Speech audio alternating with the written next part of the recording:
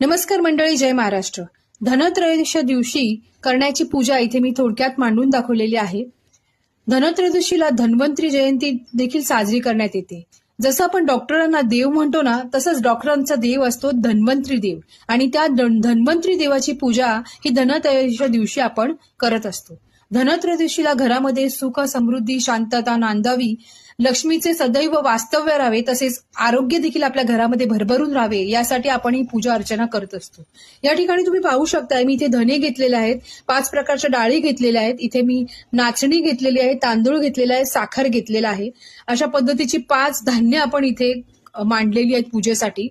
ही 5 धान्य म्हणजे घरात असलेली धनधान्याची समृद्धी दर्शवतात. तसेच मी इथे लाडू घेतलेले आहेत आणि मी ते कलशाची स्थापना केलेली आहे. गणपती बाप्पाची षोडोपचार पूजा केलेली आहे आणि लक्ष्मी मातेची मी इथे तसबीर घेतलेली आहे. धन्वंतरी देवाचं आपण पूजा करायची आहे. माझ्याकडे धन्वंतरी देवाची प्रतिमा नाहीये किंवा मूर्ती नाहीये, परंतु मी इथे खलबत्ता घेतलेला आहे, ज्याच्यामध्ये आपण औषधं बारीक करत असतो, म्हणून मी हा खलबत्ताची इथे पूजा करत आहे. तसेच आरोग्याच्या दृष्टीने जी काही महत्वाचे असे इन्ग्रेडियंट्स असतात, म्हणजे आलं, पुदिना, जिरं आणि तुळस, हे देखील मी इथे ठेवलेले आहेत पूजेसाठी. आणि तुम्ही बघू शकता, धने आणि गुळाचा नैवेद्य इथे दाखवलेला आहे.